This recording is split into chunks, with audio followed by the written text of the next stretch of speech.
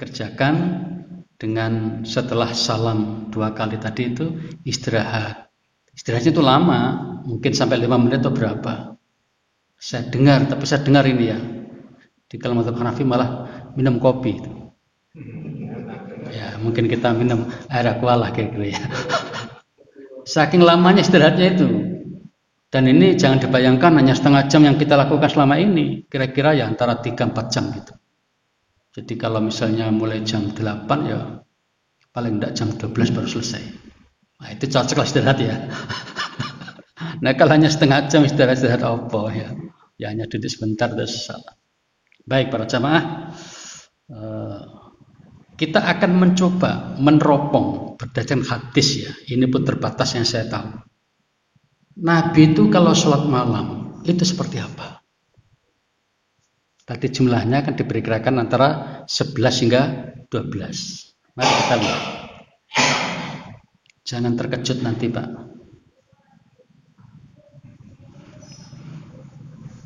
Jumlah rakaat sholat malam, yaitu yang kita sebut tarawih dan witir itu, pada masa Nabi tata caranya ada yang 11 rakaat, ada yang 13 rakaat. Nah, saya menangkap ada 7 model. Yang 13, kemudian yang 11 itu. Dari 2 jumlah tadi itu ada 7 model. Sekarang yang pertama yang 13 rakaat seperti apa cara Nabi melakukannya?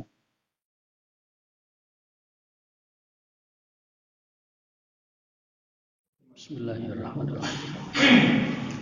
Assalamualaikum warahmatullahi wabarakatuh.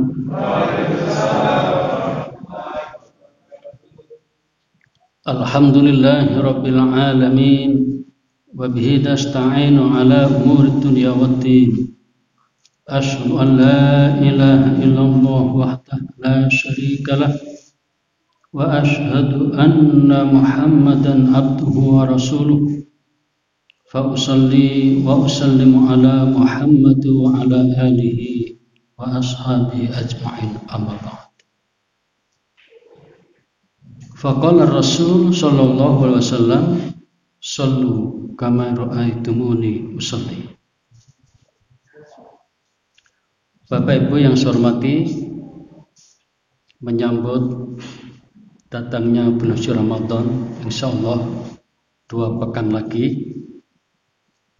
saya akan menyampaikan tentang tuntunan salat malam terutama di bulan Ramadan yang kita kebanyakan menyebutnya salat tarawih.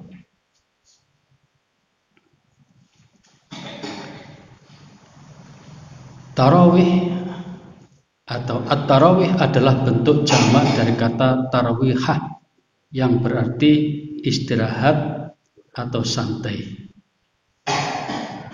Secara bahasa tarawihah juga bisa berarti jalsah atau duduk, yakni duduk pada bulan Ramadan setelah selesai sholat malam 4 rakaat. Karena dengan duduk itu orang bisa beristirahat setelah lama melaksanakan qiyam Ramadan. Jadi qiyam Ramadan itu idealnya lama, minimal 1 jam. Tapi kita rata-rata setengah jam kita ini. Di Sidoarjo itu rata-rata setengah jam.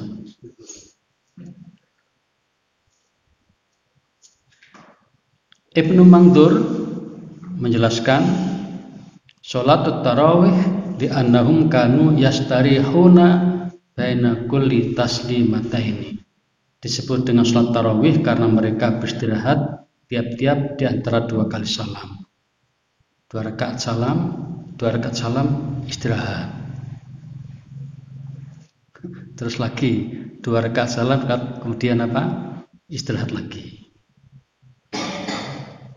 Ini istilah tarawih. Salat tarawih adalah salat sunnah yang dilakukan khusus pada bulan Ramadan. Waktunya setelah Isya. Nabi biasa mengamalkannya sebanyak 11 rakaat atau 13 rakaat dengan waktu yang lama. Ini yang kita tidak punya, itu kata-kata lama yang tidak punya. Kalau kita dalam waktu yang pendek. Pada masa Umar bin Khattab, Ubay bin Ka'ab diperintahkan untuk mengimaminya sebanyak 20 rakaat selain witir.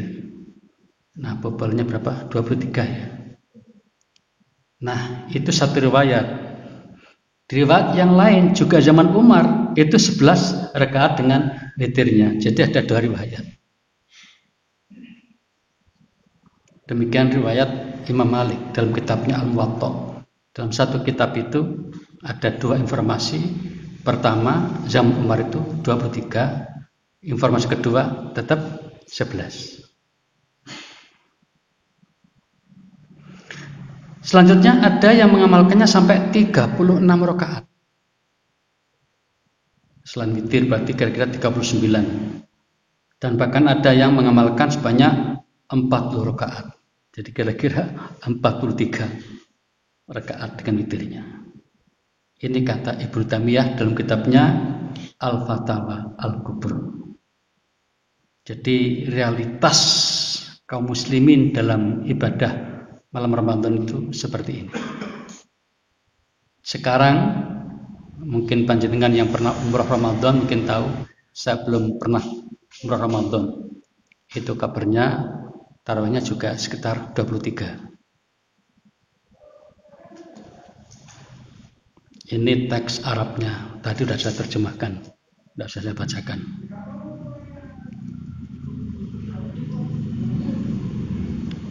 Sedangkan sholat witir, spesial sholat witir, witir artinya ganjil, minimal 1 rakaat dan maksimal 11 rakaat. Tapi sebagian ulama mengatakan maksimal 9 rakaat. Kalau baca hadis yang jelas itu yang setahu saya 9. Tapi kebanyakan ulama menyebut 11. Karena rakaat 11 itu yang kita menyebut tarawih atau qiyam Ramadan itu mereka sebut witir.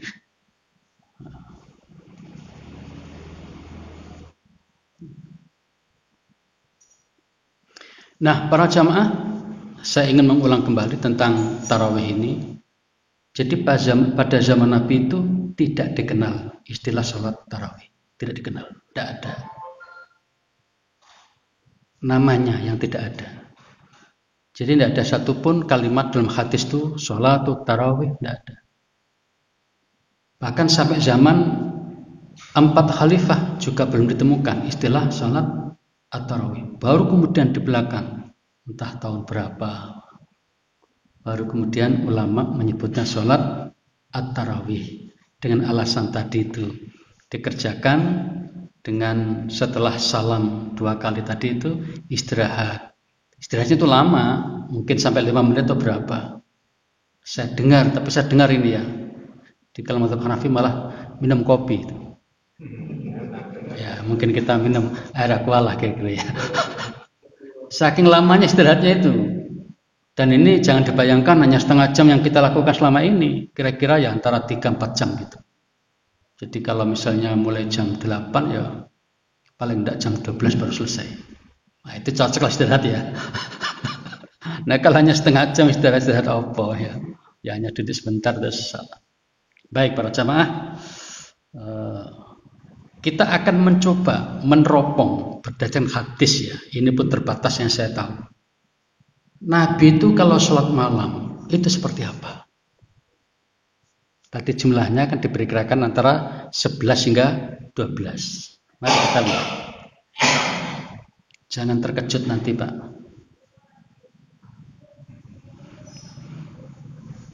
Jumlah rakaat sholat malam, yaitu yang kita sebut tarawih dan witir itu, pada masa Nabi tata caranya ada yang 11 rakaat, ada yang 13 rakaat.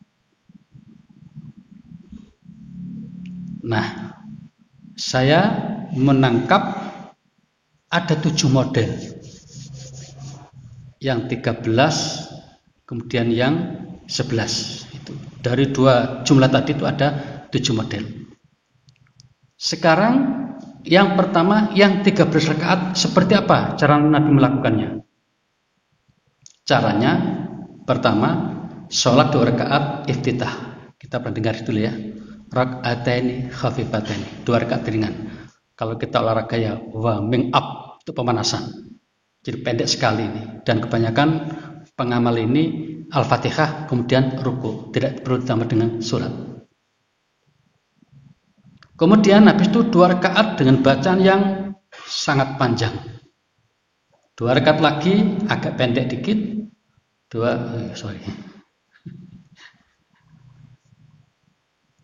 Nah, ini tadi ya. Jadi 2 rakaat ringan, kemudian 2 rakaat paling panjang, 2 rakaat kurang panjangnya, 2 rakaat agak pendek, 2 rakaat agak pendek, dan semakin akhir semakin pendek. Witirnya 1 rakaat. Coba dihitung itu berapa kali 2-nya itu? 2 kali 6. 12 ditambah 1 jadi menjadi 13. Ini cara yang pernah dilakukan Nabi. Apa dalilnya? Mari kita baca hadisnya. Nah, ini hadisnya para jamaah.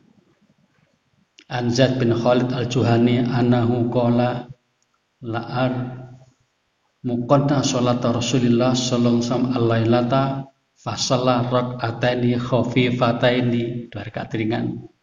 Tsumma shalla rak'ataini tawilataini. Kemudian 2 rakaat panjang ya. Tsumma shalla rak'ataini wa huma dulatani qablahuma, kemudian 2 rakaat lagi lebih pendek. Kemudian bagian akhir aja yang saya bacakan. Tsumma autara, kemudian witir. Fadzalika tsalatsa asyrata rakaatan, dan semuanya ada 13 rakaat. Ini saja biar enggak pusing melihatnya. Yang ada warna merah itu kelihatan ya. Nah, itu 1, 2, 3, 4, 5 ya. 6 kali 2 12, witirnya 1 rakaat. Semuanya 13 rakaat. Hadis riwayat Muslim. Pernah praktek ini? Belum. Saya sering di rumah pribadi. Ya, pribadi saya sering. Jadi itu ya. Jadi ada khafifataini. Salat iftitah namanya ya. 2 rakaat ringan, habis itu baru 2 kali 5. Ini yang mulai panjang banget terus agak kurang panjang.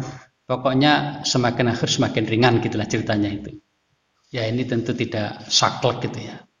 Ini sepanjang kemampuan kita mengingat. Jadi dengan demikian maka iftitahnya 2 rakaat yang biasanya 10 rakaat. 10 tambah 2 12, witirnya 1 menjadi 13. Itu model pertama. Yang jumlahnya 13. Kemudian ada lagi jumlah 13 model kedua. Salat 2 rakaat salam tanpa iftitah ini. 2 rakaat salam, 2 rakaat salam, 2 rakaat salam, 2 rakaat salam, berapa ini? 8. Witirnya 5 rakaat sekali salam. Pernah melakukan? Saya juga belum. Witirnya 5 rakaat sekali salam itu berat. Sama-sama 13 tapi beda. 2 4 kali 8 kan. Witirnya 5 rakaat sekali salam. Tapi posisinya tetap di akhir.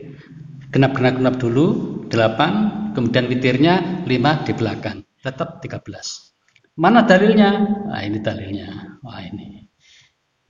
Anna Aisyah haddatsahu anna Rasulullah sallallahu alaihi wasallam kana yarkutu fa idza istaqadha tasawwaka. Jadi Nabi itu kalau udah bangun maka cepat siwakan. Gosok gigi. Tsumma tawaddu, kemudian wudu, tsumma shalla, kemudian salat 8 rakaat. Berapa ini? 8 rakaat. Tulis 8 rakaat. Yajlisu fi kulli raka'atin fa yusallim. Nah, 8 rakaat itu duduk setiap apa? 2 rakaat salam. Berarti berapa kali? 4 kali. Ini matematika ini. Thumma yutir bi khamsi rakaat, kemudian witir 5 rakaat, la yajlisu, tidak duduk blas. Tak campur Jawa nggih. Enggak lungguh blas illa fil khamisah, kecuali rakaat yang ke-5. Wala yusallimu illa fil khamisah, dan tidak salam kecuali yang ke-5. Jadi duduknya juga yang nomor 5, salamnya juga yang ke-5 itu. Itulah sebabnya nanti ada hadis bahwa Nabi itu kalau sholat witir salamnya yang terakhir. 1 rakaat, 3 rakaat, 5 rakaat juga yang terakhir. Ini hadis riwayat Ahmad. Kata Al-Albani, ya, hadis ini sahih. Sudah diteliti oleh Syekh Al-Albani. Jadi dengan cara 13 rakaat, dengan cara 2, 4 kali, 8, witirnya 5 kali. Kalau bisa dicoba ya. Tapi saya belum pernah nyoba jujur ini.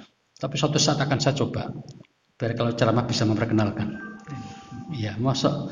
Berarti kalau bikin kan masih hanya teori aja ya. Belum pernah dipraktekkan kan? Nah, saya merasa kurang, belum bisa memberi contoh. Saya belum mengamalkan ini, jujur. Sudah. Jadi untuk yang 13 rakaat ada 2 model.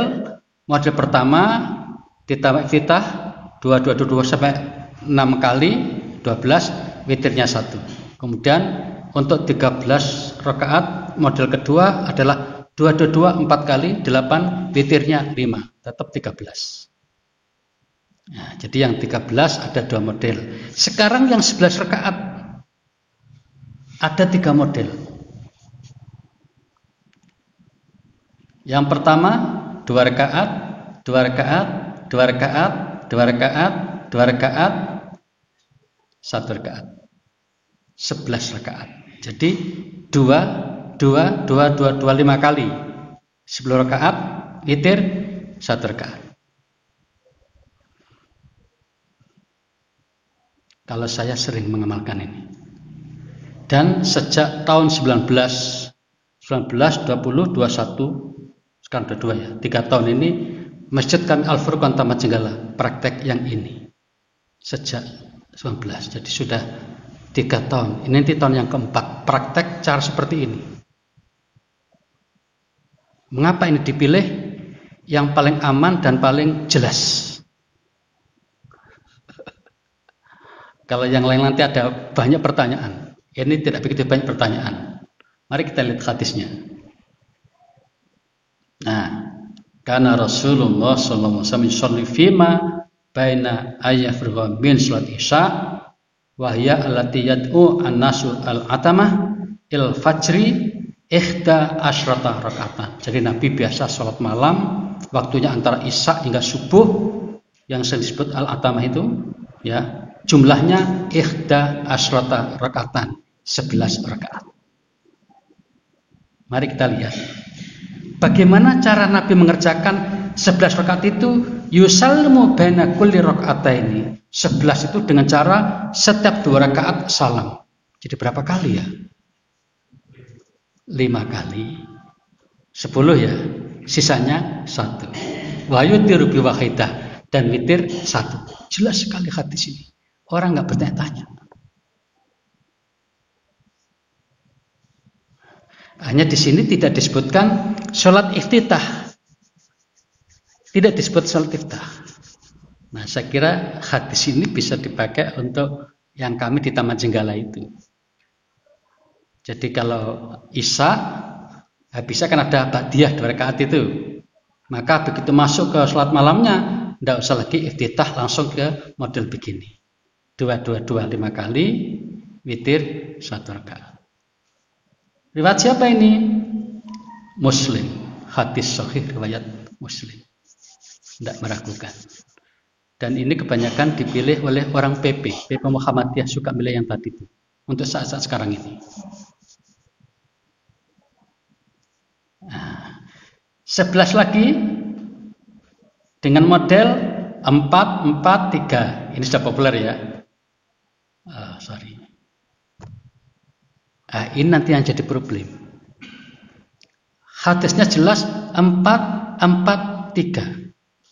Pertanyaannya, apakah 4 itu ada tasyahud awal atau tidak? Itu pertanyaan. Paham pertama, ya pakai tasyahud awal gitu. Nah, jadi perdebatan panjang. Tapi hadis ini sahih karena apa? Bukhari Muslim perawinya. Mari kita baca hadisnya ini.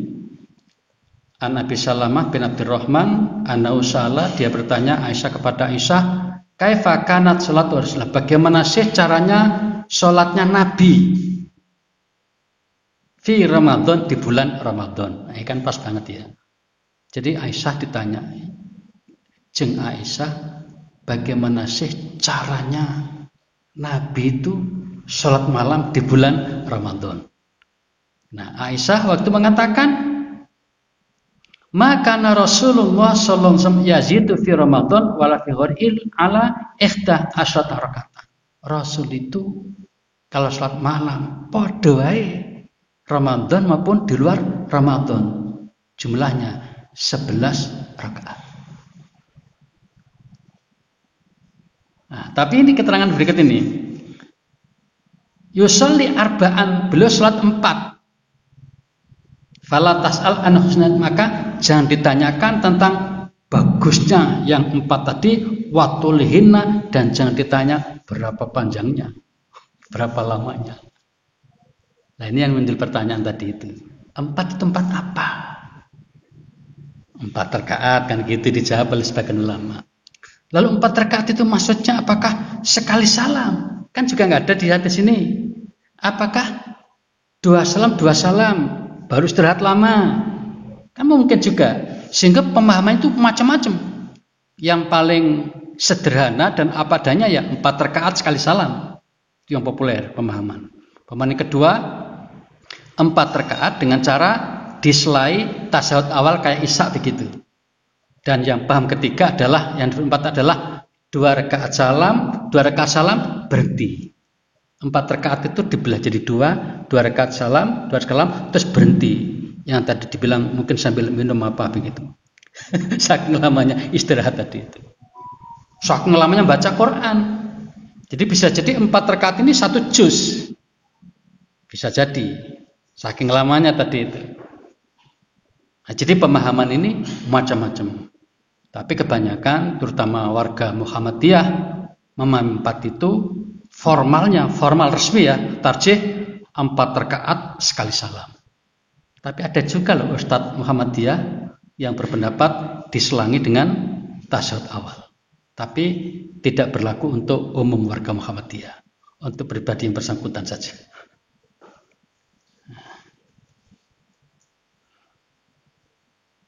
Hadis riwayat Bukhari dan Muslim. Jadi kalau dari aspek periwayatan, ini paling sahih dari semua hadis tentang salat malam. Paling sahih. Jumlahnya 11, kemudian 4-4-3. Itu tadi yang nggak begitu, yang menjadi perdebatan tadi, apakah 4 itu sekali salam atau 2 salam atau 1 salam tapi diselangi dengan tasyahud awal. Ini perdebatan di kalangan ulama. Tapi tarjih Muhammadiyah menetapkan 4 rakaat sekali salam. Itu tarjih Muhammadiyah. Sudah selesai. Jadi kalau panjenengan mencoba mengamalkan ini, silakan. Saya sering juga mengamalkan ini di rumah pribadi. Jadi sholat malam gantian modelnya saya itu. Sesekali 13 model yang pertama tadi itu. Tapi karena ini malam, jadi saya hampir selalu pakai iftitah. Hampir selalu pakai iftitah kalau malam saya. Kemudian ini juga, walaupun 4-4-3, saya biasanya pakai iftitah juga. Karena ada hadis umum, sebelum Anda sholat malam, sholatlah 2 rakaat lebih dulu. Itu ada hadisnya. Sehingga saya menggunakan pedoman yang lain tadi itu. Iftitah itu tersendiri. Untuk warming up, pemanasan. Dan kadang-kadang atau bahkan sering para jamaah 4 ini kan 8, itu saya bisa membaca Al-Quran 1 juz dalam semalam. Sholat itu saya membaca, saya sholat saya belum baca. Dan ternyata praktek sholat sambil membaca itu sudah terjadi zaman sahabat. Aisyah pernah menjadi makmum, budaknya namanya Malikah. Itu ketika ngimami membaca lembarannya bukan pakai HP begini ya, pakai mungkin kulit atau apa gitu ya, sesuai dengan masanya. Jadi dibiarkan oleh Aisyah, berarti sholatnya panjang itu. Kalau namanya kulu ya nggak usah pakai gini. Jadi mohon maaf saya sampaikan ini, dari saya membaca Quran ketika sholat tahajud 8 rakaat ini bisa selesai 1 juz. Kurang lebih 1 jam. Membaca biasa itu 1 jam, termasuk ya agak cepat. Kemudian salat yang jumlahnya 11 rakaat dengan cara witir dulu. Witir didulukan, baru yang genap 2 rakaat. Jadi dibalik jumlahnya. Witirnya 9, yang genapnya 2. Aneh ya, baru dengar mungkin ya. Jadi Nabi pernah witir 9 rakaat. Maka tadi saya sebutkan di depan tadi itu. Ini hadisnya. Mari kita baca hadisnya. Nah, kunna nu'idul siwakahu wa tahurahu fayab'atsullahu ma syaa ayyab'atsu minal laili fayatasawwaku wa yatawaddau wa yusalli tis'a rakaat. Jadi Nabi setelah bangun itu sikat gigi dulu, wudhu segala macam, kemudian sholat 9 rakaat. Bagaimana cara 9 rakaat itu? La yajlisu fiha, enggak duduk belas illa fi tsaminah, kecuali pada rakaat ke-8. Di sini ada tasyahud awal. Ini ada tasyahud awal. Duduk di rakaat ke-8, fa'idkurullah wa yahmadu zikir pada Allah, memuji dan berdoa. Nah, ini difahami ulama ya tasyahud itu maksudnya. Tasyahud awal itu. Tsumma yanhadu, lalu bangkit lagi, enggak salam. Jadi duduk ke-8 tadi hanya berdoa ya, tasyahud awal ya. Bangkit lagi walau salam enggak salam. Tsumma yaqumu fa yusalli atas, lalu salat lagi yang ke-9 rakaat. Tsumma yaqutu, kemudian duduk, fa'idkurullah, lalu zikir pada Allah, ahmadu wa'atuhu, sama. Berarti tasyahud lagi yang kedua, tsumma yusallimu tasliman, kemudian salam. Itu ceritanya. Jadi witirnya itu 9 rakaat dengan cara 1, 2, 3, 4, 5, 6, 7, 8 duduk dulu semacam tasyahud awal, lalu bangkit 1 rakaat lagi, yang ke-9 duduk baru salam. Ini jujur saya juga belum mengamalkan, belum mencoba, awang-awang. Yang 5 saja belum berani, apalagi 9 ini. Itu ceritanya.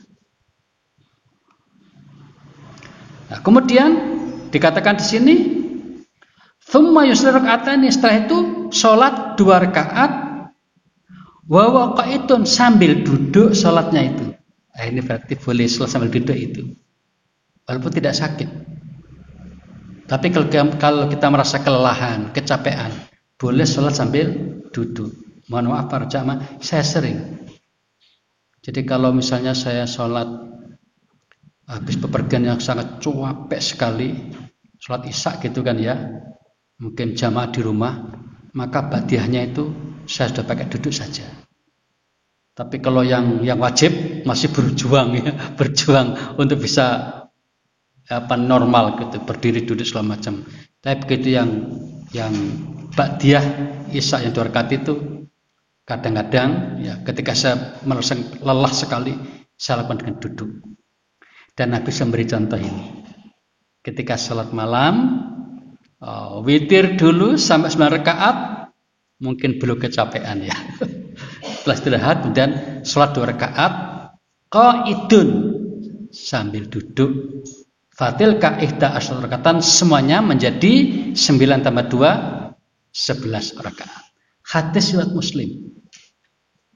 Jadi untuk 11 rakaat ini ada 3 model, 2 2 2 5 kali witir 1 11. Yang kedua 4 4 3 11. Yang ketiga witir dulu 9 rakaat, baru yang genap 2. Tetap berapa? 11 rakaat. Ada berapa model? 5 model. Masih ada 2 model lagi yang lain yang saya dapatkan ya. Mungkin ada lagi yang lain ya, silakan kalau ditemukan.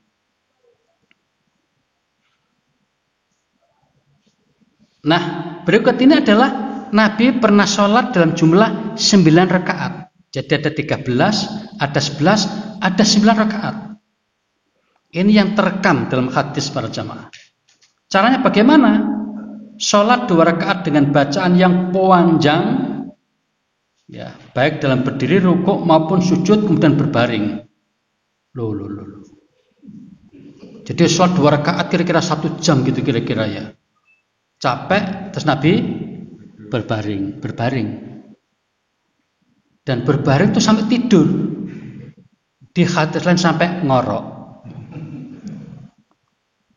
Kemudian sholat 2 rakaat lagi dengan cara yang sama, kemudian berbaring lagi. Tidur, ngorok lagi. Nah, ini dilakukan sampai berapa? 3 kali. Jadi berapa rakaat ini? 6 rakaat. Setelah itu baru witir 3 rakaat. Jumlah semuanya 9 rakaat. Matematikanya harus jalan ini. Kalau nggak jalan, nggak bisa mengikuti. Jadi Nabi pernah sholat malam dalam jumlah 9 rakaat dengan cara 2 3 kali, 6, witirnya 3 rakaat. Saya pernah mengamalkan ini tapi nggak pakai tidur. Ya, nggak bisa saya tidur. Jadi ini juga bisa kita pahami. Oh, kalau begitu kita boleh dong melakukan sesuatu itu. Dulu kan sempat diperdebatkan, apa itu Muhammadiyah itu sholat kok diselangi ceramah. Ya tahu, habis yang tarawih ceramah dulu baru witir. Iku apa? Iku mana tuntunannya itu? Kita jawab, jangan ceramah. Nabi malah menyelingi dengan tidur. Kan gitu, lebih heboh kan? Tidur aja nggak apa-apa, apalagi ceramah, malah bagus kan gitu. Nah, gitu mestinya. Lah orang lupa kalau ada hadis seperti ini. Mari kita baca hadisnya. Ini hadisnya. Wah, lebih heboh kalau baca hadisnya. Caranya berdasarkan hadis riwayat Ibnu Abbas, Rasul bangun dari tidur malam, kemudian bersiwak, berwudu. Nah, lalu baca Al-Qur'an, surat Al-Imran yang terakhir, 11 rakaat, 11 rakaat. 10 atau 11 ayat itu. Dimulai dari inna fi khalqis samawati wal ardi wa ikhtilafil laili wan nahari la ayatin li ulil albab alladzina yadhkuruna Allaha qiyaman wa qu'udan wa 'ala junubihim wa yatafakkaruna fi khalqis samawati wal ardi rabbana ma khalaqta hadza batila subhanaka faqina 'adzaban nar. Dan seterusnya sampai yang terakhir. Ya ayyuhalladzina amanu isbiru wasabiru warabitu wattaqullaha la'allakum tuflihun. Itu ayat yang ke-200. Tadi yang ke-90. Berapa ayat ini? 11. 90 sampai 200. 11 ayat. Nah ini ada tulisan di sini. Imran. Nah, para jamaah itu dilakukan Nabi. Jadi habis tidur, kemudian bangun, sikat gigi, berwudu, ya, kemudian baca Quran dulu 11 ayat ini. Baru kemudian fasalla raka'ataini, salat 2 rakaat. Fa'atola panjang sekali fihima al-qiyam waruku wasujud. Berdirinya panjang, bacanya ayatnya panjang, ketika ruku juga lama, ketika sujud juga lama.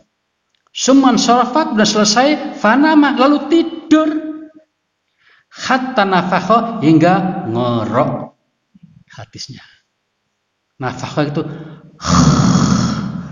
nafakha. Menarik ya hadis ini. Gitu kan diceritakan. ya ini manusia banget ya, manusiawi banget gitu maksudnya itu. Apalagi habis capek-capek begitu kira-kira orang kalau tidur dengan ngorok, apalagi kalau posisi kepalanya agak bagaimana gitu ya, itu gampang bunyi. Nah, jadi ini berdua rakaat. Tapi ininya tadi berdirinya panjang, bacanya Quran panjang, mungkin berapa lama gitu ya. Rukuknya juga panjang. Jadi nggak hanya 3 kali, mungkin 10 nggak 20 kali bacaan rukuk itu. I'tidal, kemudian sujud juga panjang. Nah, setelah itu baru tidur. Nah, setelah selesai, tsumma fa'ala dzalika, kemudian melakukan yang seperti itu salah marrat 3 kali. Jadi 2 rakaat tadi selesai tidur ngorok, salat lagi 2 rakaat tidur ngorok sampai 3 kali. Nah, dikatakan sini fa'al sita rakaat hingga 6 rakaat. 2 6 rakaat. Kulla dzalika yastaku wa yadau wa yatawaddau wa yaqra'u haula'i al-ayat tsumma awtara bi salatin. Nah, setiap tidur tadi itu sampai ngorok tadi, ketika bangun siwak lagi, wudu lagi. Inilah dalil yang dipakai ulama, habis tidur harus wudu. Tapi nanti ada hadis lain, Nabi habis tidur langsung sholat, ada. Nah, ulama kemudian ini fikih ya. Oh, kalau begitu, kalau tidurnya nggak sampai ngorok, nah, kira-kira ya. Kalau tidurnya tidak sampai ngorok, boleh langsung sholat. Jadi kalau kita pas Jumatan begitu kan, hanya tidur sholat gitu nggak apa-apa. Kalau sampai ngorok-ngorok itu, ngikuti hadis ini, Nabi wudu lagi. Jadi ada ulama yang sama seperti itu cara apa pembahasannya itu. Ada yang kebiau ya, pokoknya wudu aja lah. Walaupun ngantuk dikit-dikit, atau khusus nggak usah wudu. Nah, tapi kalau kita lihat begini, contoh jelas, walaupun tidak dikatakan ini wajib atau tidak, tapi dicontohkan Nabi, ketika Nabi habis tidur sampai ngorok itu, ketika mau sholat lagi dengan cara sikat gigi lagi, kalau kita berkumur-kumur dan sebagainya, lalu berwudu, dan menariknya lagi, baca ayat lagi, yang 11 ayat tadi itu, dibaca lagi, setiap mau sholat. Baru tsumma autara bi salatin, setelah itu baru kemudian witir 3 rakaat. Jadi 2 3 kali 6 witir 3 rakaat. Jumlahnya semua 9 rakaat. Tadi saya bilang mohon maaf, saya ikut mengamalkan itu tapi tidak sampai tidur. Jadi ketika saya tahu wah waktunya kok tinggal sedikit ya, saya gunakan 2 3 kali witir 3 rakaat begitu saya. Jadi bilangannya yang saya tiru. Baca Qurannya juga gak sempat saya baca, tapi kadang-kadang saya baca. Nah, tergantung waktunya. Jadi contoh-contoh Nabi ini kalau bisa kita niru 100%. Kalau nggak bisa 90, nggak bisa lagi 75, nggak bisa sebisanya. Gitu. Ini hadis Muslim para jamaah. Saya kemarin baca e-book yang diterbitkan oleh PDM Surabaya. Katanya hadis ini lemah. Lah saya heran. Dari mana dia? Ini makanya kita sama-sama Muhammadiyah perlu diskusi. Jadi hadis Sahih Muslim dinilai lemah oleh beliau. Wallahu a'lam. Saya belum ditemukan orangnya. Nah, itu tadi 9 rakaat model pertama, ada 9 rakaat model kedua. Caranya adalah witir dulu 7 rakaat dengan cara pada rakaat ke-6 tasahud awal mirip yang 9 tadi itu ya. Baru kemudian yang genapnya 2 rakaat pun sambil duduk, mirip yang 11 rakaat dengan cara witir 9 2 rakaat. Tadi kan gitu, 8 ke 9. Ini hanya 9 rakaat dengan cara witirnya 7 rakaat.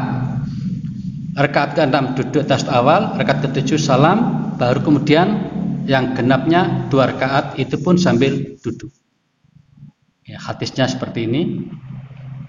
Nah, qalat Aisyah, falamma asanna, ketika Nabi sudah mulai berumur, kira-kira sudah 60 tahun. Wa hamal lahma, dagingnya semakin banyak. berarti agak menggemuk. Salat rakaat, beliau salatnya 7 rakaat, la yajlisu, tidak duduk illa fi sadisah, kecuali pada rakaat yang ke-6. Fayahmatullah wa rabbahu, kemudian ketika duduk di rakaat ke-6 itu memuji Allah, berdoa, tsumma yaqumu, lalu berdiri lagi ya, wal salimu, enggak salam. Tsumma yajlisu fi sabiyah, kemudian setelah rakaat yang ke-7 kemudian duduk, fayahmatullah, berdoa lagi, tasyahud yang kedua, tsumma yusallimu taslimatan yusmuna, kemudian beliau salam. Ini Aisyah yang memantau. Nabi sholat 7 rakaat dengan cara dibelah. Pada rakaat yang ke-6 pakai tasyahud awal, kemudian rakaat ke-7 duduk lagi baru salam. Jadi salam tetap hanya 1 kali untuk 7 rakaat ini. Tsumma yusalli raka'ataini, kemudian beliau sholat lagi 2 rakaat, wa huwa jalisun, beliau sambil duduk. Fatil katis'un, dan semuanya itu ada 9.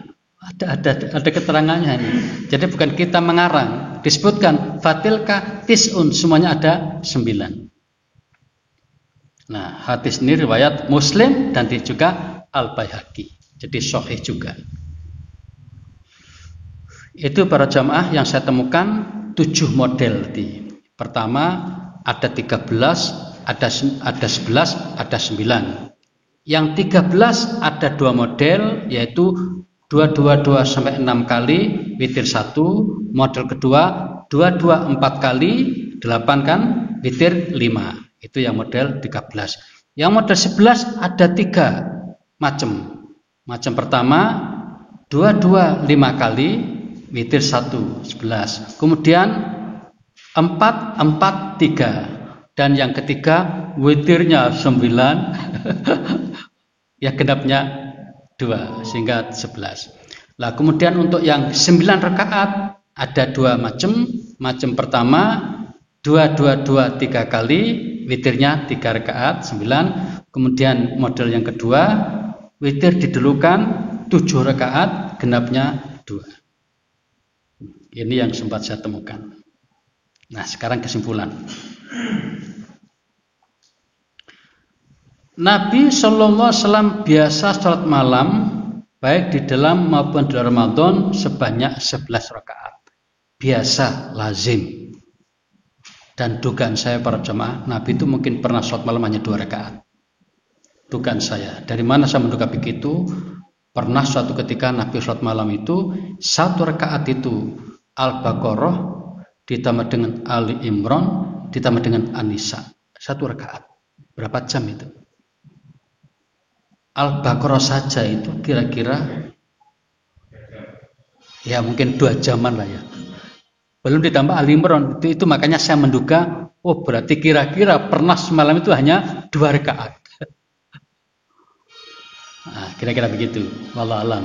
Karena nggak ada kejelasan. Hanya 1 rakaat itu begitu panjangnya surat yang dibaca.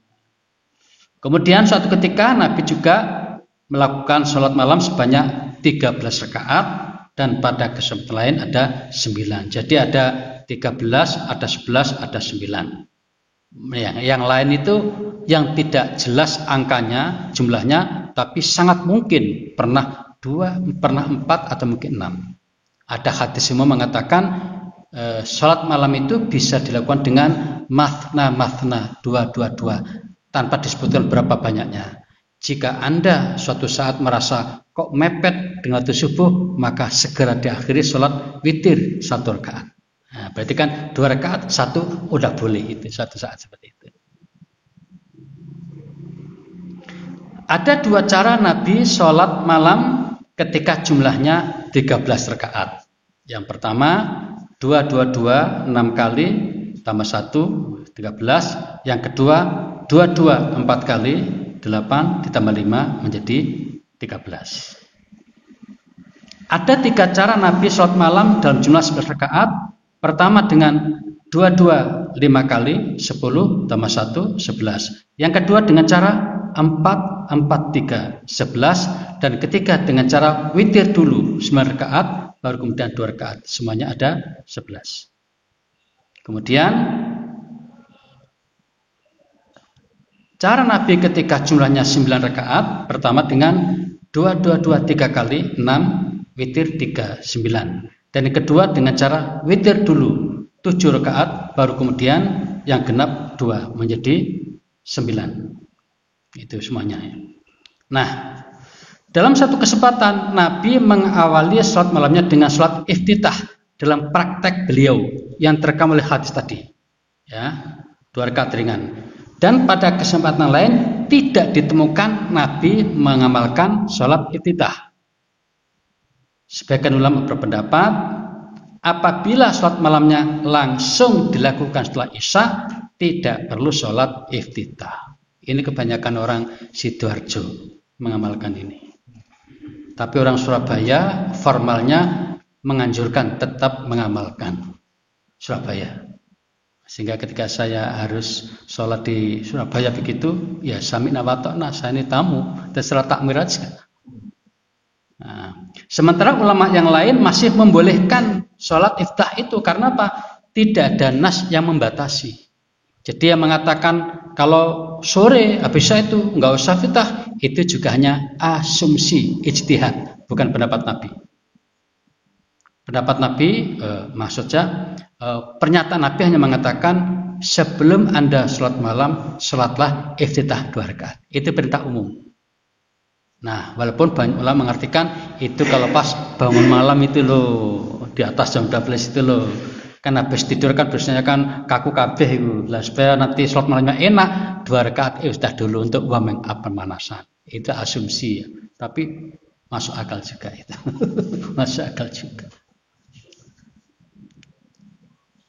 Nah, pendapat yang menyatakan bahwa tidak perlu lagi iftitah kalau bersisa itu adalah Syekh Al-Utsaimin. Ini banyak teman-teman Ustadz Salafi yang berpendapat seperti ini dan ngotot harus begini. Jangan, tidak boleh. Fikih nggak begitu.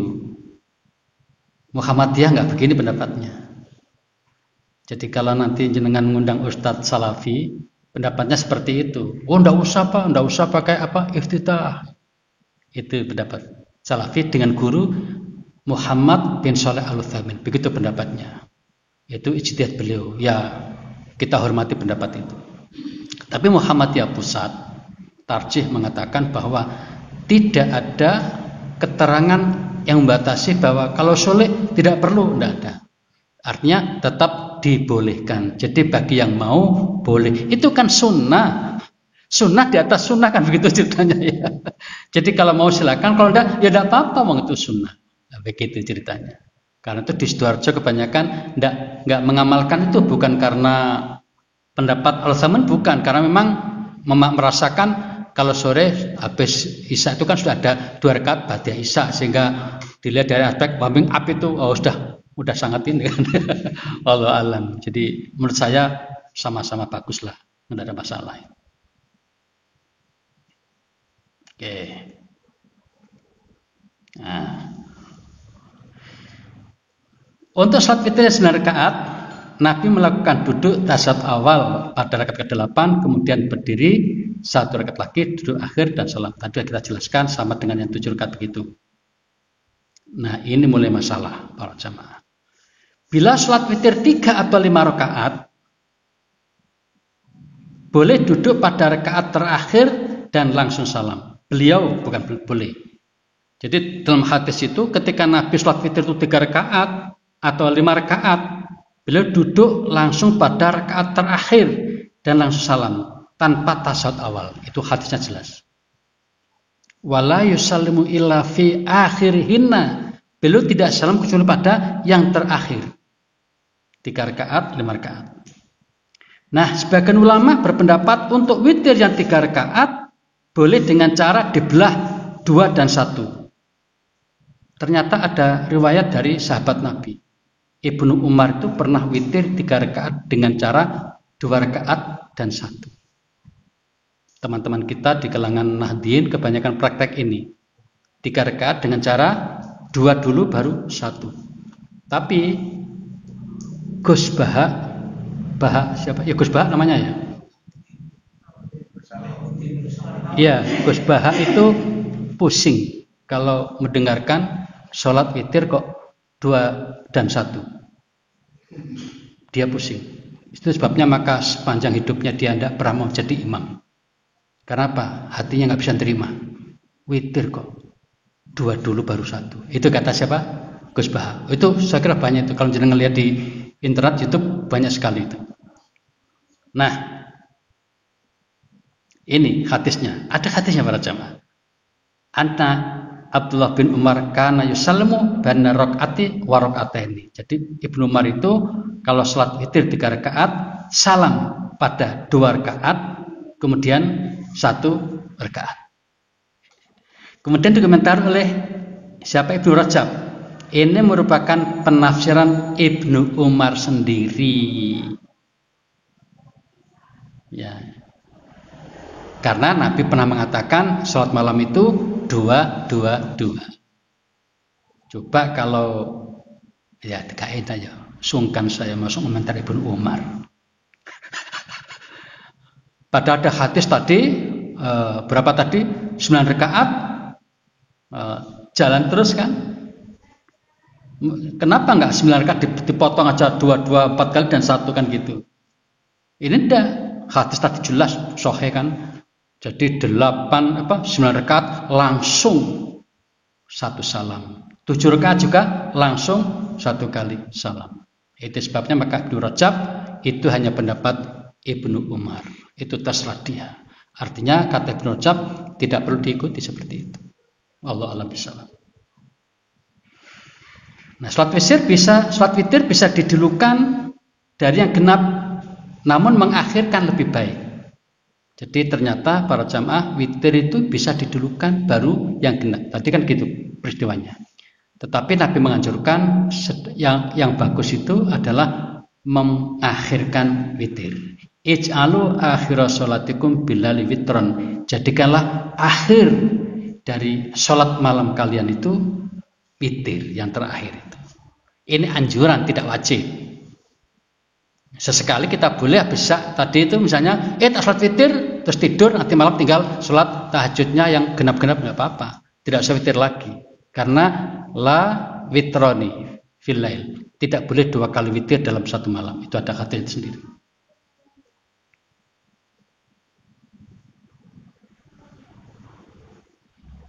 Nah, di dalam tuntunan buku tarjih para jamaah disebutkan bahwa sholat malam atau qiyam Ramadan itu dapat dilaksanakan dengan 11 rakaat dengan cara 4-4-3 atau 2-2-5 kali ditambah 1. Nah, boleh juga ditambah dengan 2 rakaat iftitah sehingga menjadi berapa? 13. Tadi saya ceritakan bahwa kami di Taman Jenggala sudah 3 tahun, ini tahun yang keempat direncanakan dengan cara 2-2-2 5 kali 10 kan jadinya witirnya 1 rakaat. Di mana ceramahnya? Ceramahnya setelah Ba'diyah Isya. Jadi setelah Ba'diyah Isya ceramah dulu antara 15 menit 20 menit baru sholat tarawih dan witir sehingga tidak ada penggalan lagi sholat malamnya itu utuh. Sholat genap-genap berapa kali tadi? Nah, kalau kami 2-2-5 kali witir 1 selesai. Nah, yang jadi masalah ini para jamaah. Kebanyakan warga Muhammadiyah mengamalkan sholat tarawih dengan 2-2-4 kali, witirnya 3 rakaat. Dan sejauh ini saya belum menemukan hadisnya. Kalau di sini berapa Pak? Bagaimana caranya? Seperti ini. Itu tadi yang tadi saya bilang jangan kaget.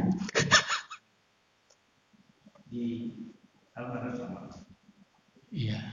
Jadi saya nggak menemukan hadisnya ini. Dari 7 model tadi tidak ada yang seperti ini. Nah iya, jadi ini lihat komentar saya ini. Bisa jadi mereka kombinasi antara hadis yang menunjukkan 8 rakaat dengan hadis lain yang menjelaskan tentang witir bisa 1, bisa 3, bisa 5, bisa 7, bisa 9. Sehingga gabungan 2 hadis. Secara fikih tidak ada masalah. 2, 4 kali, 3 fikih. Tapi secara sunnah belum ditemukan praktek Nabi seperti itu. Itu sebabnya maka tahun 19 kemarin kami dari Taman Jenggala di Masjid Al-Furqan itu kita ubah menjadi 5 kali witir 1. Itu yang sudah jelas sekali hadisnya dan hampir ulama tidak mempersoalkan. Beda dengan yang 443 masih ada perbedaan penafsiran. Tapi hadisnya paling kuat 443 itu.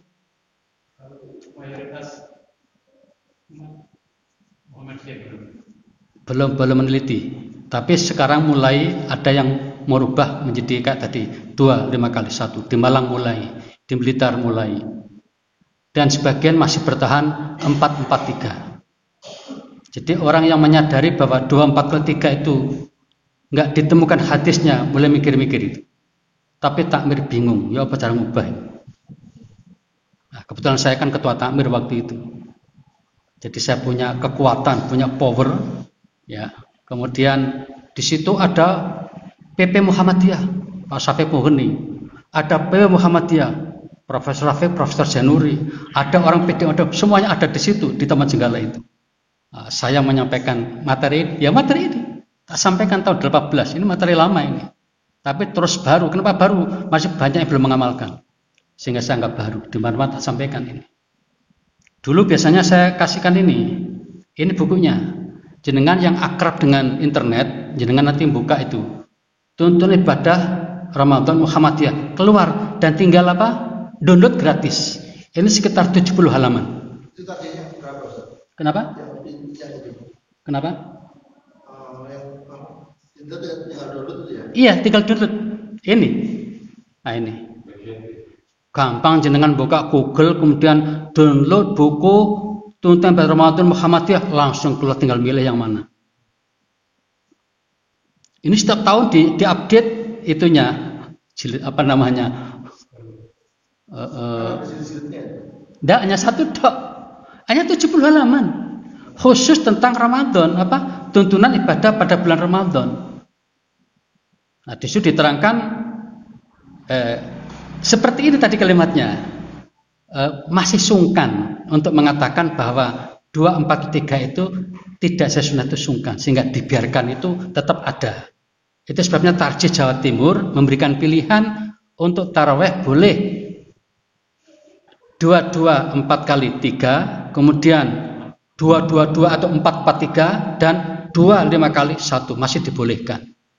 Tapi orang yang menyadari lebih jauh, ya mungkin akan pilih-pilih. Saya dengar Surabaya mulai banyak yang seperti ini di beberapa tempat di Surabaya. Tapi sudah dibawa ke majelis tarjih untuk di. Sudah, ini buku tarjih ini. Ini yang mengeluarkan tarjih ini. Tahun 2010. Tapi ini setiap tahun terbit. Jadi nanti kalau jenengan ke Google itu kalau nggak tahun 18 ya tahun 22 gitu. Tergantung yang di upload itu yang mana gitu. Buku tarjih setiap tahun berubah judulnya. Kalau saya pernah main ke BWM. Oh bukan, itu bukan. Jadi tarjih itu ada macam-macam ya. Yang pertama itu keputusan tarjih itu tersendiri. Itu kita Muhammadiyah sangat lamban ya. Punya buku itu tahun 70-an. Jadi yang kita terbit ulang-ulang itu ya, cetak ulang itu yang tahun sekitar 70-an itu. Nah, kemudian yang tahun 80 sampai terakhir ini baru kemarin terbit namanya buku tarjih 3, langsung lompat 2 kaono, tarjih 3. Ketebalannya sekitar 500-600 halaman. Modelnya beda dengan yang pertama. Kalau pertama kan ya, sederhana tanda petik. Yang kedua ini sudah ada sedikit uraian yang agak panjang ilmiah dengan dalil-dalil yang melibatkan buku-buku karya ulama juga ada untuk yang tarjih 3. Nah, ini adalah bagian dari produk tarjih yang diantaranya juga ada di Suara Muhammadiyah. Nah, yang biji-biji tadi itu Suara Muhammadiyah dijadikan buku, tapi juga buku tarjih namanya.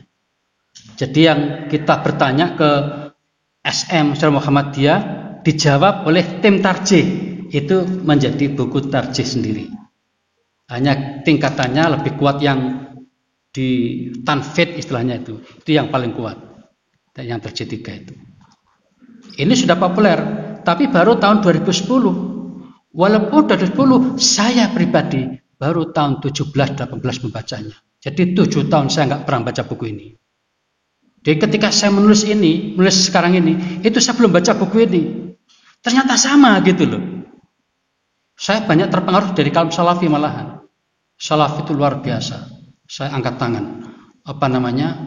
Gerakan dakwahnya di medsos itu, nggak ada apa-apanya dibanding dengan NU Muhammadiyah. Luar biasa.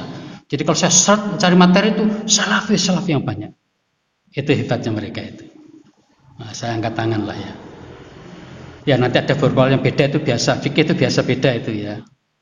Di Muhammadiyah saja bisa berbeda satu dengan yang lain. Nah, jadi seperti ini. Tarjih Jawa Timur masih memberi kelonggaran bagi yang masih mau 224 kali 3 masih dipersilakan. Nah, tapi bagi yang sudah punya keberanian untuk mengubah menjadi 225 kali 1, ya dipersilahkan juga. Saya kadang-kadang habis kasih ceramah begini, isi di masjid mana, takmirnya kan sungkan. Ustadz kalau mau 225 kali 1, silahkan Ustadz yang imami. Oh gitu. Waduh ya baik aku. Nah, jadi itu perjamaah. Dan tulisan ini udah saya tulis dengan populer, gaya populer. Dan dimuat di majalah Matan. Tahu majalah Matan ya? Itu dimuat pada tahun kira-kira tahun 18 Januari atau Februari. Tahun 18. Jadi sebelum saya berangkat ke Makassar untuk ikut Munas Tarjih yang ke-30 waktu itu, saya sempat ini di Matan dan dimuat. Belum ada komentar. Tapi Pak Saad ya, Ketua PMI Muhammadiyah, ketika di satu grup dengan saya dan teman-teman para ulama tarjih juga, ketika ada ungkapan begini, Tarjih Jawa Timur membolehkan praktek sholat tarawih dengan cara 4-4-3, 225 kali 1 dan 24 kali 3. Pak Saad komentar, untuk yang 24 kalau bisa dicarikan hadisnya.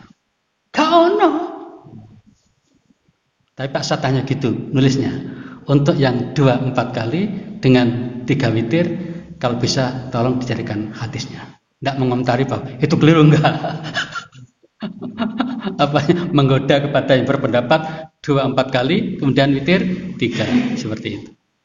Artinya apa? Pak Saad itu sebenarnya secara pribadi juga punya kecenderungan seperti yang saya alami. Tapi saya sebagai orang tarjih beritanya tetap seperti itu. 3 tadi itu pilihan. 3 itu pilihan. Terus saya sering menyampaikan, kamu sudah praktek di masjid kamu udah 3 tahun, dan ternyata lebih nyaman. Ya tapi itu relatif ya, ada nyaman itu. Dan waktu itu memang sebelumnya kan kita seperti umum Pak ya. Jadi sholat 8 rakaat dulu, kemudian kita istirahat, ceramah, baru witir. Kalau di sini bagaimana? Menggal gitu ya. Nah itu perlu diperbaiki menurut saya itu. Jadi enaknya ceramah itu diawalkan sekalian. Karena kalau nggak begitu orang salafi terganggu, Pak. Bukan masalah salah, ada yang merasa terganggu. Salah kok dipenggal gitu loh. Itu ada yang terganggu. Nah, kalau misalnya kita bisa ceramah setelah taraweh, setelah isya, kenapa? Al-Falah sejak dulu begitu Al-Falah. Malah sebelum isya kalau nggak salah itu. Hah? Mungkin yang baru. Jadi yang dulu itu adzan isya dulu, ya. Habis itu ceramah. Baru sholat isya dan sampai tarawih witir. Itu yang udah puluh-puluhan tahun sejak zaman Ustadz almarhum Irfan Yasin itu. Saya kan pemuda Al-Falah lama. Saya tahun 80 hingga 90 pemuda Masjid Al-Falah. Jadi tahu betul. Nah belakangan ini mungkin diubah menjadi isya dulu baru ceramah terus tarawih. Tapi tetap aja tarawih dijadikan satu. Nah kami baru mubah ya tahun 11 kemarin itu di Taman Jenggala itu dengan 25 kali 1 caranya habis ba'diyah isya itu waktu kita longgarkan untuk ceramah. Nah dengan begitu ya beberapa jamaah yang agak lambat itu bisa mengikuti sholat tarawih menyusul gitu. Demikian para jamaah. Selanjutnya kalau ada pertanyaan dipersilakan.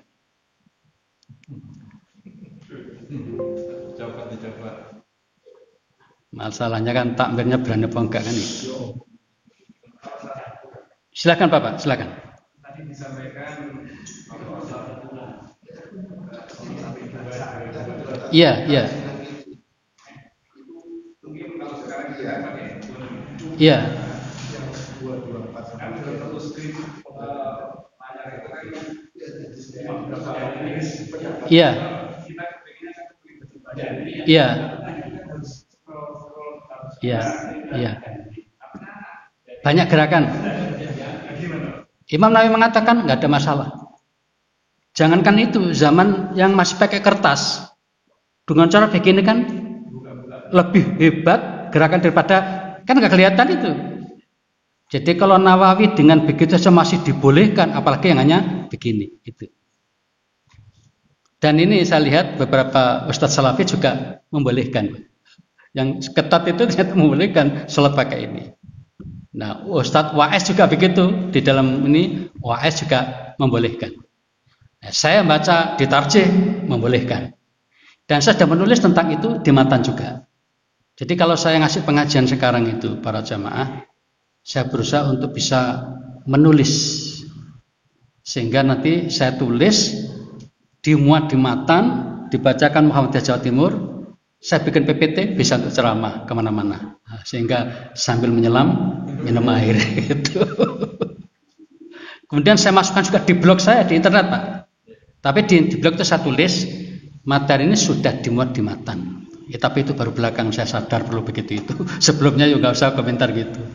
Nah, sekarang saya beri itu. Sehingga harapan saya, siapa tahu nanti di antara pembaca blog itu ingin baca Matan kan gitu. Sambil promo Matan itu kan. Begitu. Begitu Bapak ya.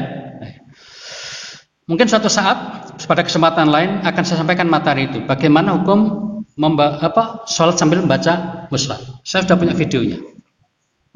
Tapi disampaikan dengan begini lebih enak. Saya menyampaikan di mana? An-Nur itu juga baru beberapa bulan lalu. Padahal itu saya tulis kira-kira lebih dari setahun yang lalu. Jadi masjid yang lain lebih duluan mendapatkan bagian ini.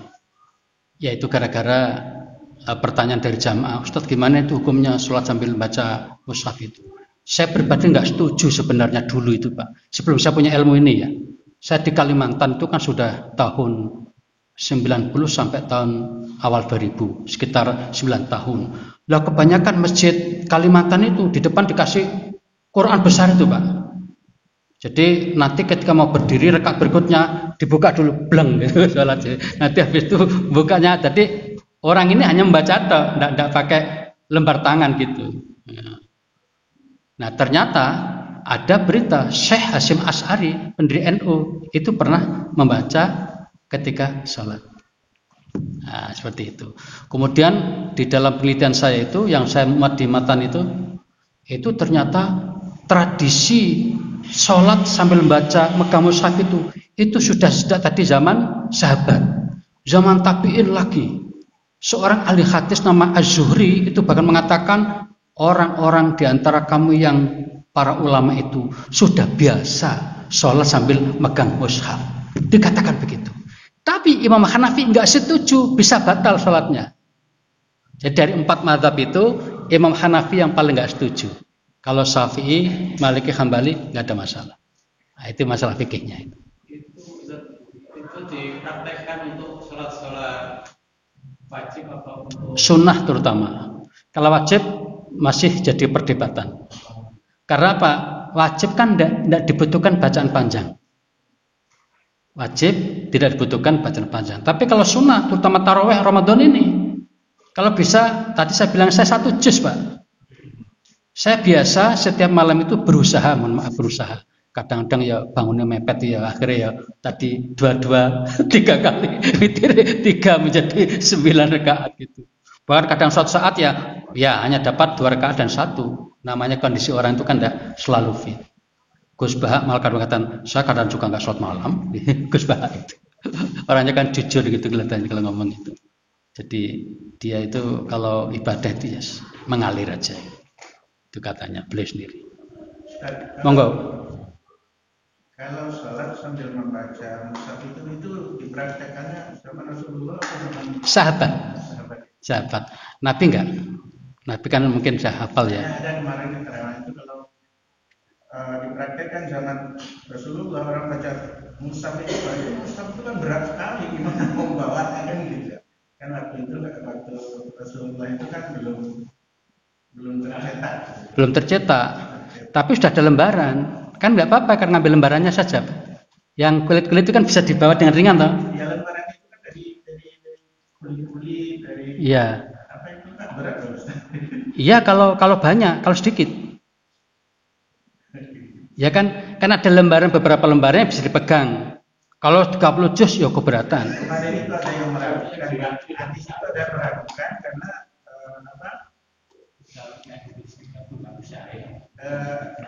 kirim mushaf itu zaman itu kan masih lembaran-lembaran berapa beratnya kalau dibawa sholat.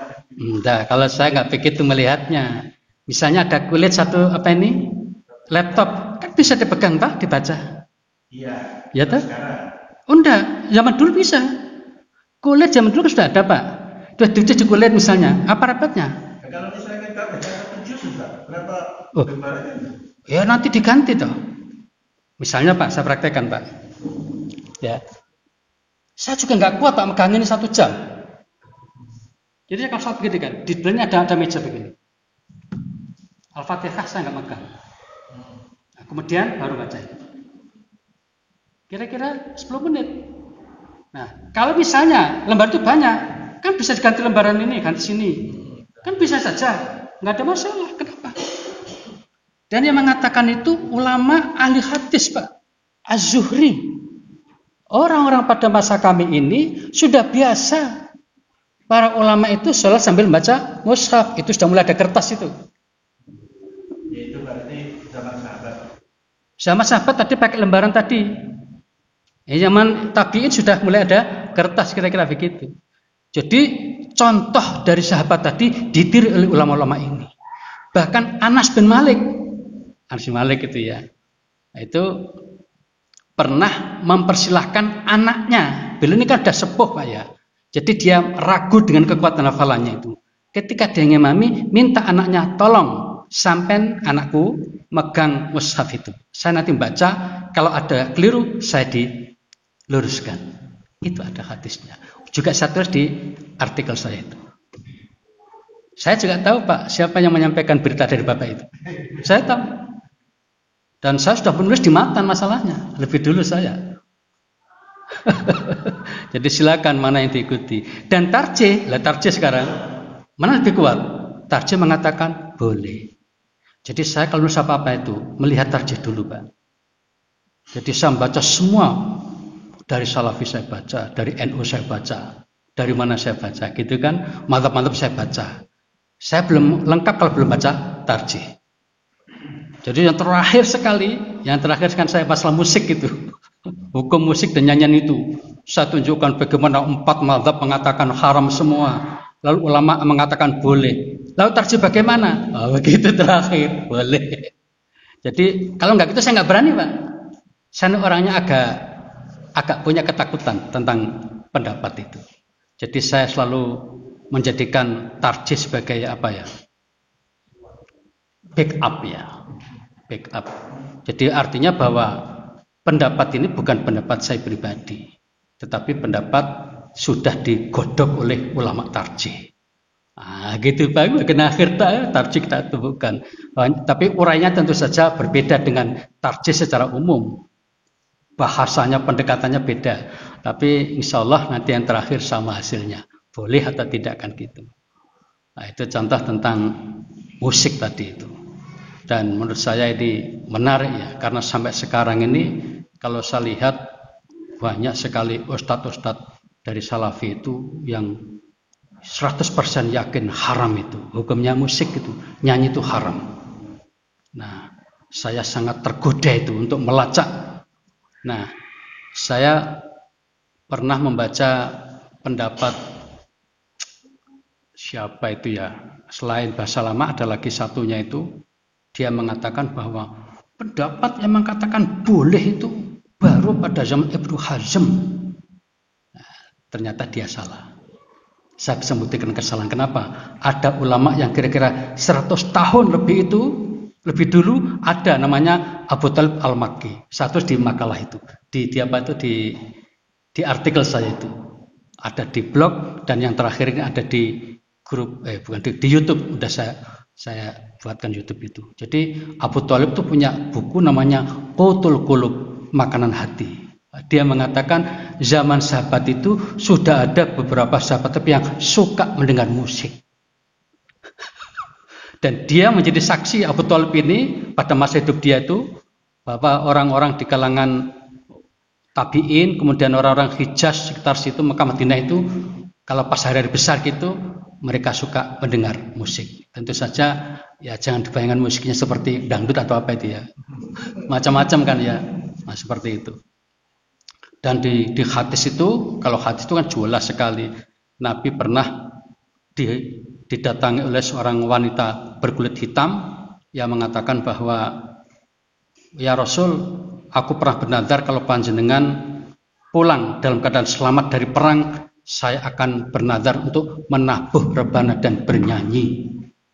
Apa kata Nabi? Ya sudah, kalau kamu memang bernazar silakan tabuh rebana, tapi kalau tidak bernazar tidak usah. Nah, saya memahami apa? Berarti boleh menabuh rebana atau musik itu, tapi Nabi tidak butuh sambutan macam-macam dari kegiatan perang tadi itu. Itu yang saya pahami. Nah, ada ustadz ya, saya nggak menyebut namanya, ketika membahas begini ini kemudian menyimpulkan bahwa pendapat orang-orang yang mengharamkan musik itu pemahamannya tidak komprehensif. Saya tidak berani buat kesimpulan begitu. Loh kenapa? Imam Syafi'i apa kurang ilmunya? Imam Maliki apa kurang ilmunya? Imam Hambali, Syafi'i apa kurang ilmunya? Pendapatnya kan keharam. Jadi bukan masalah komprehensif atau enggak komprehensif, tapi masalah kecenderungan yang ada di kepala ini dan tradisi yang berlangsung pada masa itu. Nah, bayangan saya juga tak terus di artikel itu, mengapa ulama-ulama itu kok mengharamkan? Karena pada saat itu umumnya yang namanya musik itu banyak dipakai untuk pesta dan muatannya ada homer, ada wanita untuk pelampias syahwat. Sehingga ulama ini dalam rangka menjaga agar tidak terjebak ke situ, udah diharamkan saja.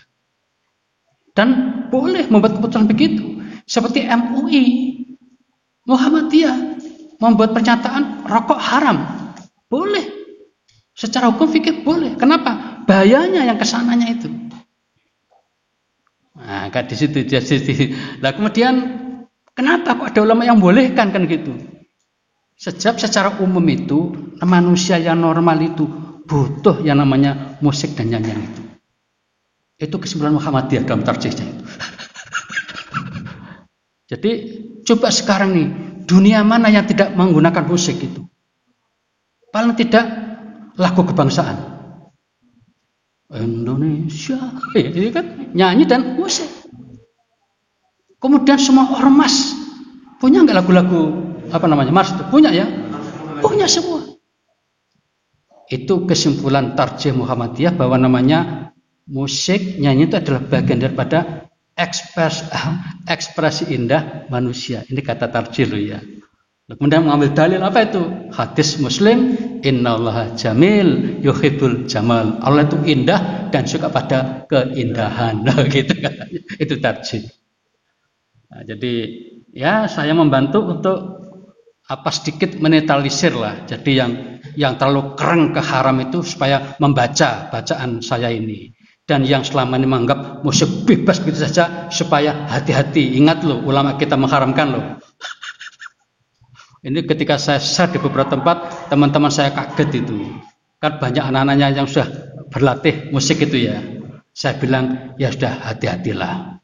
Boleh tapi hati-hati gitu. Jangan sampai nanti tergiur, kemudian terbuai dengan musik nyanyian, akhirnya mengganggu sholatnya, mengganggu zikirnya, mengganggu baca Qur'annya. Praktek itu kan terjadi betul kan? Saking senangnya musik, senangnya nyanyi, akhirnya baca Quran nggak kober lagi, ibadah jadi malas kan gitu. Itu betul, itu At-Tabari itu pernyataan seperti itu. Bayangkan 1000 tahunnya lalu sudah ada kesimpulan seperti itu.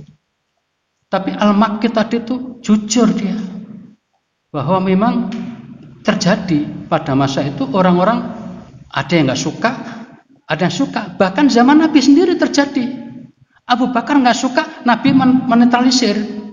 Suatu saat, ini hadis sahih, Aisyah dengan Nabi lagi santai-santai di rumah pas hari raya. Kemudian ada 2 gadis sedang bermain rebana dan mungkin suling dan sebagainya. Nabi tidur nggak memperhatikan, Nabi membiarkan orang berhari raya kan. Nah tiba-tiba Abu Bakar datang, marah Abu Bakar itu. Apa katanya? Kenapa ini ada suling setan di rumah Rasul?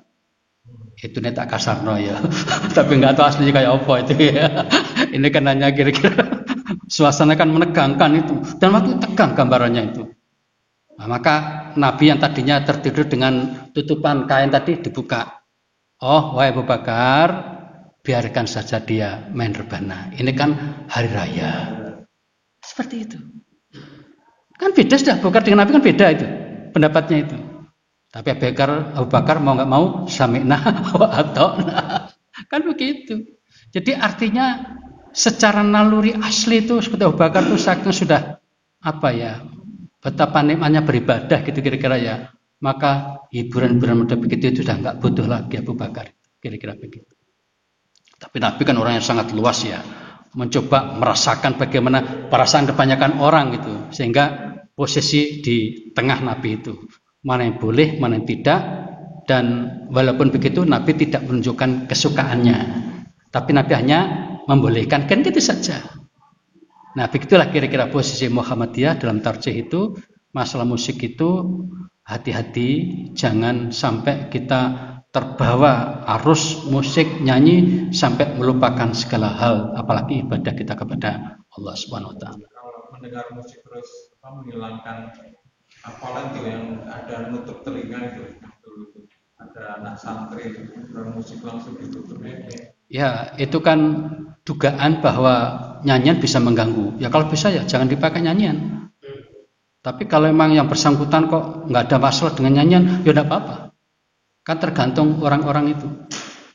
Ya, jadi ada memang orang-orang tertentu yang sangat terganggu ketika mendengar lagu-lagu dan sebagainya. Seperti kita kadang-kadang terganggu kalau ada orang baca Quran. Ketika kita berzikir dalam suasana tenang, ada yang baca Quran keras, kan terganggu itu. Bukan karena masalah Qurannya, suaranya. Apalagi musik yang nggak jelas itu ya. Wallahu a'lam bishawab. Jadi para jamaah, saya kadang-kadang juga sangat berhati-hati ketika mau menulis, apalagi di matan itu. Saya coba sedemikian rupa dan saya telusuri bagaimana pendapat ulama yang dulu. Jadi baik termasuk masalah musik ini, termasuk tadi membaca mushaf ketika sholat itu, saya selalu melihat bagaimana tarjih berpendapat.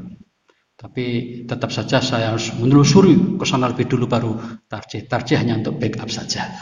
Sebenarnya begitu kalau saya ingin menunjukkan bahwa memang sudah ada berabad-abad, ya, bahkan di zaman awal Islam sudah terjadi baik masalah tadi membaca Al-Quran ketika sholat itu maupun mendengarkan musik, sama kasusnya sudah terjadi pada masa itu.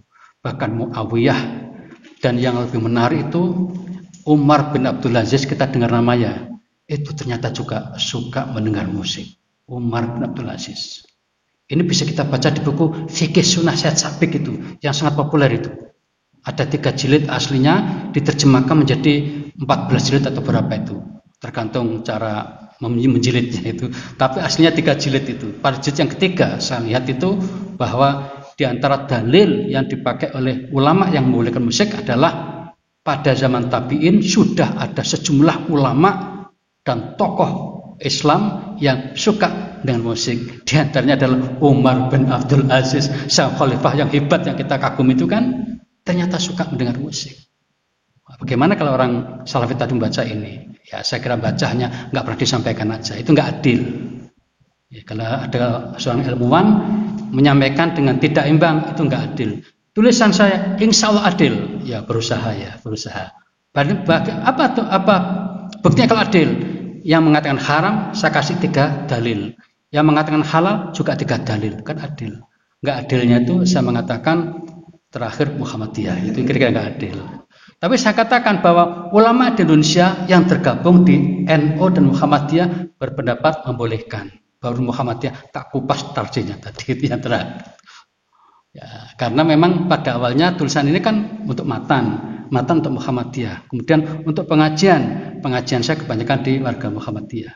Tapi akhirnya saya keluarkan di Facebook, di YouTube. Akhirnya ya siapa saja yang mau mendengarkan, silahkan. Tapi saya berusaha untuk menghindari memojokkan satu pihak. Berusaha untuk menghindari itu. Karena memang sebuah kebenaran yang hasil dari ijtihad itu tidak ada yang mutlak. Hanya Allah dan Rasul yang bisa mengatakan yang sebenarnya. Jadi kalau masuk ulama itu boleh didebat. Kalau masih pendapat ulama boleh didebat. Nah, ketika saya ngasih materi musik gitu Pak, loh bagaimana Ustadz? Wong ulama kita ini Hanafi, Maliki sudah mengharam, kok Ustadz masih berani? Tidak. Saya katakan 4 ulama ini pernah mengatakan, jika Anda suatu saat menemukan pendapat saya kok tidak sesuai hadis yang Anda baca, tinggalkan pendapat kami ini. Silakan berpendapat yang lain. Nah, itu sebenarnya pendapat ulama yang ini dari 4 imam itu. Jadi 4 imam begitu pesannya. Tidak ingin diikuti, kecuali yang itu ngaji dulu pendapatnya. Dan kalau ternyata merasa ada mutasi, boleh ditinggalkan. Silakan pakai pendapat yang lain. Begitu kata ulama yang 4 ini. Kan bagus ulama seperti ini. Jadi tidak memaksa orang untuk mengikuti pendapatnya. Begitulah kira-kira para jemaah. Ya nggak ada selesainya begini nih, tidak apa-apa. Jadi kita biar bergairah untuk mengaji. Yang terakhir tadi mengenai bahasan kita ini, jadi tergantung kepada takmir yang pertama itu, apakah mau mengubah atau tidak. Tapi Tarjih Jawa Timur tidak menyalahkan ketika ada yang masih 2-4 kali, witirnya 3. Ya. Tapi kalau ditanya anjurannya kemana? Kalau Tarjih Pusat jelas sudah tidak menulis yang 2-4 kali 3, nggak ditulis dalam buku tadi, nggak ditulis. Tapi dengan pelan-pelan supaya orang menghindari, kira begitu, itu kesan saya. Wallahu a'lam bishawab. Jadi yang ditekankan adalah 4-4-3 atau 2-5 kali 1. Mana yang benar? Wallahu a'lam bishawab. Demikian para jamaah, mari kita akhiri dengan doa kafaratul majelis. Subhanakallahumma wa bihamdika asyhadu an la ilaha illa anta astaghfiruka wa atubu ilaik. Terima kasih, mohon maaf. Assalamualaikum warahmatullahi wabarakatuh.